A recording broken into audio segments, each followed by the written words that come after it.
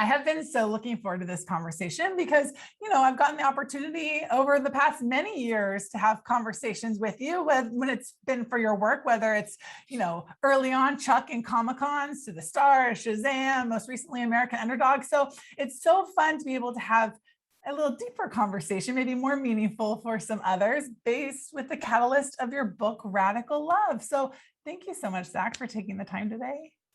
Happy to. Thank you so much for having me. I was completely enthralled with your book. I read it from start to finish. I could not put it down.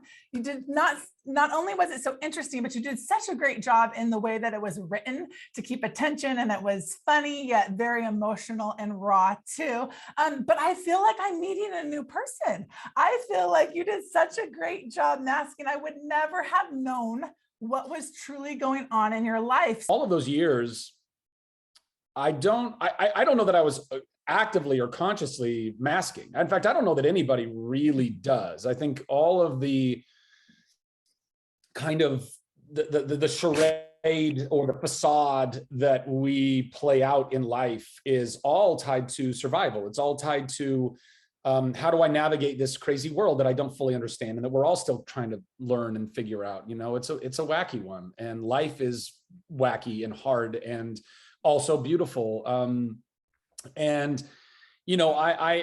I've always been the same guy inside, the same soul, the same lover of people and lover of joy. I mean, I talk about in the book, I'm an Enneagram 7, like I just want to have all the fun all the time. And I've had plenty of fun, but I didn't realize how much of that was also me running away from the pain that I was experiencing in my life and not metabolizing that pain. And until I was, 37 and fell through the door of therapy, really for the first time. I had gone through a little bit of therapy when I got very, very quickly married and divorced. And that's also a bit in the book as well. But it wasn't until a few years after that when I really fell apart. And when I fell apart, thank God, my sister was able to find this incredible organization that kind of put together this package of me going away and having 3 weeks of intensive therapy. And I learned so much clinically through that, but then also had this amazing woman who loved me, was a part of loving me back to life and helping me to understand that it was okay to love myself, because I think that was one of the biggest things that was missing in all of it. And you can tell somebody all day long they should love themselves, but if they don't think they're deserving of that love, they're never going to apply that. And so much of, throughout my career, there was a lot of this stuff going on under the waves, but I wasn't even aware of it. I was still just being who I thought I was supposed to be. And the truth is, it's still very much authentically me. There was just so much more that I hadn't processed, and so many other things that were, you don't realize are kind of moving you and puppeting you and taking you to places, what you're inclined to do or attracted to or whatever. I talk about in the book being, attracted to an unhealed version of your relationship with your parents. I mean, I didn't know I was doing that my whole life until I went to therapy, and I was like, oh my gosh, what am I doing? So the book, was really an opportunity to hopefully just show people like, hey, this is all real. Like, this might not be your experience exactly, but this was my experience. And I can assure you that some of these things are probably happening in your life. And regardless, we should all just continue to go and love ourselves and love each other and do that radically, which is to accept the fact that, people are not perfect, and love is not just amplified like. It doesn't mean that you just like somebody tremendously. You can love and not like someone at all. You can love and still have lots of boundaries around yourself, protecting yourself from whatever this person might be doing continuously. But we ought to stop demonizing each other, ought to start humanizing each other. Even the most, let's say, wicked, evil people on earth are still God's children, and we have got to recognize that. We have got to recognize that we're all miracles. Do some of those miracles, do we need to, incarcerate for times? Do we need to make sure that they're not hurting other people? Absolutely. But we can do it in a way where we can still tell them, hey, this is not coming from shame. This is not coming from, how dare you, you evil thing. This is coming from, we treat dogs better than we treat human beings. If you see a dog who's in a corner, snarling, biting, doing all this stuff, what do we think? We don't think, oh, what an evil dog. We go, oh, wow, they must have been really abused in their life. But we don't apply that same logic to humans. So we can radically love a dog, but we can't radically love a human. And that is a huge tragedy. And that's why I felt that that could be an important message for people to hear. Well, that's one of the things that I clued into that I really liked within your book too, is you talk about forgiveness. And one of the things that I loved is that you explained it as explaining someone's behavior is not the same as excusing it. And you unpack that a little bit there, but maybe continue with that theme, because that might be a completely new concept for people. Yeah. Which is really unfortunate, because I mean, I guess I understand why people have a hard time with it, because we're just not conditioned to believe that. But it's very unfortunate, because when somebody does something wrong, and by the way, wrong, even that is a pretty gray area, malleable term, because what's wrong in our country might not be wrong in another, right? I don't know. But let's just, for the sake of conversation, something we agree upon is wrong. Like murder, let's say murder. That everyone can pretty much agree that murder is wrong and a bad thing, and we should not do that. Absolutely not.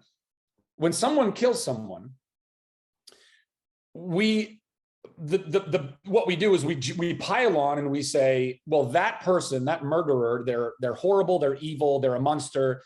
It doesn't matter why they did it. What they did was bad, and therefore we write them off. We write them off immediately. And I think we're all doing ourselves a massive disservice, because we're not learning in the process. We're not actually building more empathy and understanding our own human condition. And our own human condition is all depraved. Every single one of us is capable of doing all of the worst things in the world, if you happen to be conditioned and programmed through your childhood, from your parents, from the rest of your family, your friends, your community, your society. All of these things make you who you are. And I think that it's very important that we don't just not throw the baby out with the bathwater, but that we take a moment to just say, hey, yes, what they did was wrong. Certain, we can all agree on that. But can we just take a moment to ask why? Why did they do this? Because almost every time, I mean, yes, there are examples of, let's say, psychopaths or sociopaths. I mean, these are clinical conditions, and psychologists can talk to you about them, and they're real, but they're a very, very, very, very small portion of the population. By and large, everyone is doing what they think is necessary for their survival in this world. Lots of people who take the lives of other people grew up in very abusive conditions where they had to survive through violence, and then they end up in a position where now they're robbing a convenience store and because they're starving or whatever. I don't know. Now again, it doesn't excuse any of that, but it helps us to at least start building an empathy with someone and recognizing that they are the same. They are this dog who's been abused, who's in a corner, who's snarling and biting, and it allows us to hopefully radically accept that they are who they are, why they are, and then start applying love to that person, because I really truly believe in the transformational power of love. I mean, look, it's been documented, well documented. There are people who go into prisons and they spend time with murderers and rapists and thieves and all of these people, and they get to the bottom of why they did what they did. And instead of saying, well, you did what you did, so you deserve to rot in prison for the rest of your life, they say, hey, what you did was horrendous, and what you did caused so much pain to other people. But I can see the little child. I can see the 5-year-old in you, that 5-year-old that wanted nothing more than to be protected and loved, and you didn't get that. And so because of that, your life spun out of control and you got to where you are right now. You are still responsible for your actions. Like, we use these words in the book. I mean, you're responsible. We're all responsible. If you're abused by your parents and you turn out to be kind of all of my problems, all the things that I've dealt with in my life, I can't blame my parents, because who am I blaming ultimately? They did that because of their parents, and their parents did it because of their parents. And so where's the blame? It goes all the way back to Adam and Eve. Fine. Is that what we want to do? The blame has to stop. The shaming has to stop. Responsibility doesn't stop, because somebody's still got to be responsible for whatever actions are. But we can hold people responsible without making them into monsters. Because when you make them into monsters, there's never a chance of redemption. There's never a chance of any amount of them coming around and recognizing that what they've done was wrong and trying to atone for that and make a better life for themselves. Love is the only way forward. One of the things that I think that is universal to all at some level was, I thought you had such a great quote where you said you were outsourcing your sense of self-worth to forces beyond your control. We live in a world today where I don't know how we all are not doing that on some level.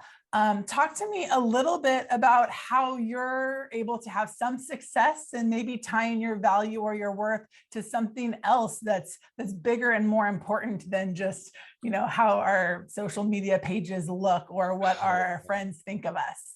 Yeah. Well, still working on it. As I talk about in the book, it's not a one and done fix. I thought I was. I went to that therapy and I thought, all right, I've got the fix. And now everything's just uphill from here or downhill from here. It's all good. I'll have little bits of, it's like I broke my arm, but they reset it, they cast it, and I'll have some pains for a couple of months. But then after that, I'm good as gold, good as new. But it's just simply not the case how our minds and hearts work. We're not gizmos. We're not robots. It's not just a fix. It's a healing process.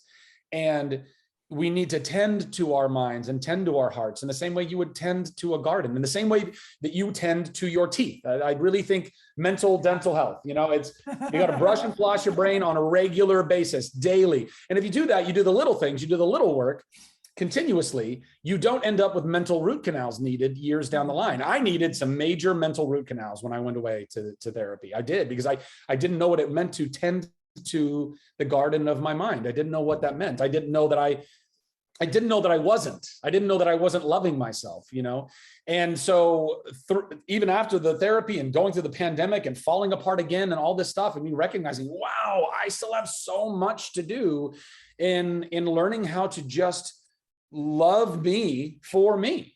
And I think that starts with accepting the fact that there's nothing that you can do to earn that love.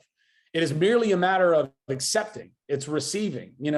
From a Christian standpoint, it's I suppose you could say it might be a little easier because you can say, well, Christ, God loves me, and that's God's love.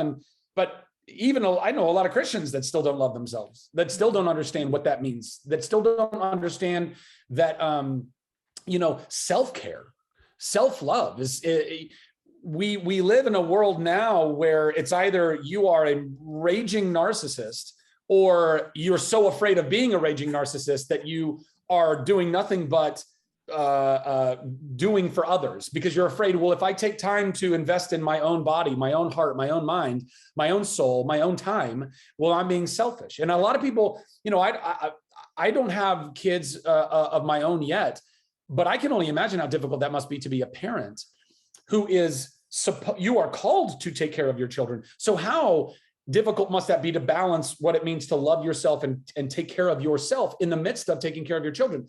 That's a difficult thing to do, but there's nothing truer than it's like, the oxygen masks that drop in a plane. If you don't put yours on first, you're not going to help your kids. You're not. You have got to put your own mask on first before you can help anybody else, at least efficiently.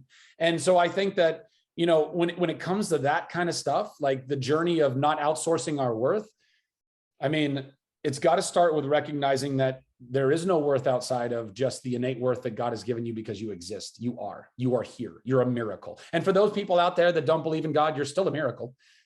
You're a mathematical improbability. The fact that we even are walking around talking on this ball of mud spinning around in the middle of the universe, and we still haven't been able to identify any life anywhere else in the universe. We might one day, I don't know, but up to this point we haven't. And up to this point, that's a lot of planets that we've checked out, and there's still nothing. So you're still a miracle. So to take that in and just go, oh wow, what a cool, incredible thing this is. Let me invest some time and energy into myself. I don't have to go and take care of everyone else all the time, especially if I'm neglecting my own self. My worth lay in the fact that I am, and let me then protect that worth. Let me tend to that worth. Let me love what is already worthy of being loved simply because I am. And turn these off as often as possible. And I struggle with it myself. I am not cured of any of these things. This is, this is not a book I wrote of like, let me tell you the 10 steps of getting to where I am. This is like, hey, I'm still screwed up. Like, can we all talk about us all being screwed up together? Because we are.